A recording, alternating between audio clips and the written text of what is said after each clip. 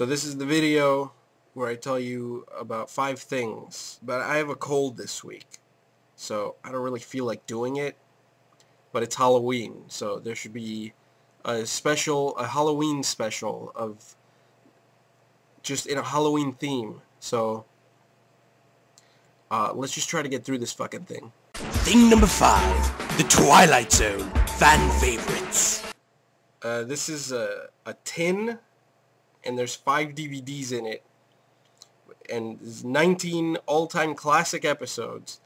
You know, they just picked 19 episodes that are the fan favorites. I don't know how they determine that. As a rule, I generally dislike all best of DVD releases.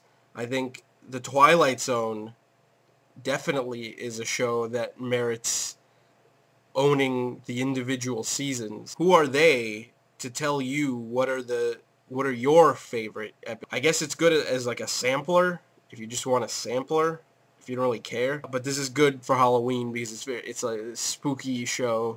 Thing number 4, Star Wars, The Force Unleashed 2. This is a fucking video game. It takes place between episodes 3 and 4, whatever. I think you're a clone of a guy who works for Darth Vader. You have 2 lightsabers at all times. It's, you know, it's a good, and you know, Star Wars was inspired by classic horror and sci-fi. You have full Sith powers, and you are running around slaughtering countless soldiers and robots. Thing number 3, Superman, Earth 1. It's hard to be a casual comic book reader because you walk into a store and you just grab a comic book that looks good. Why is this part 3 of 7, and why do I need to get 4 different titles to get this one story?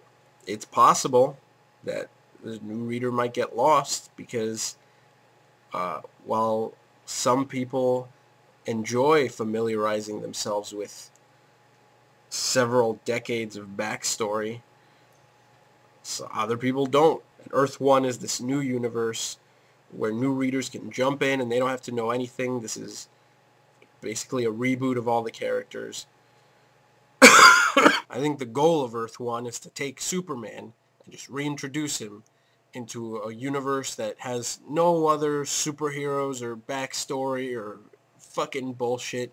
Just a plain universe that just resembles the simple horrors of your life. Thing number 2, Saw 6, widescreen, unrated edition, director's cut. Saw came out in 2004, and every year ever since, there's been a new Saw movie. This year, it's Saw 3D. That's Saw 7, and that's the last one. And like all the Saw movie releases, this is a special unrated director's cut. So if you only saw Saw 6 in the theater, you haven't really seen the complete movie yet. And it's only $5 at Best Buy this week, so that gives you like one more day to get it. But I just have to point out that this has one of the dumbest things I've ever seen included with a DVD.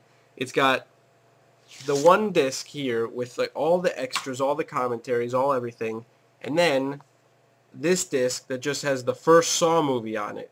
Why would anyone buying Saw 6 need a disc with just Saw on it? If you are buying Saw 6, chances are you already own this, which is a 2-disc special uncut edition. Why would you need this fucking just Saw on a disc? What? Thing number 1, Back to the Future, 25th Anniversary Trilogy.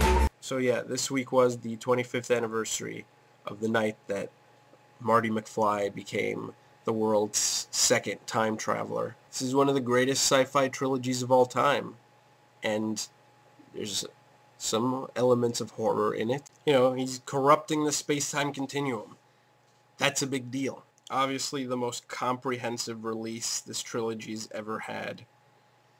Some new material. It's got the footage. It's got the footage from the ride that used to be at Universal, and it's D-Box compatible. So yeah, you could just go ahead and hook that up to that D-Box seat that you already own.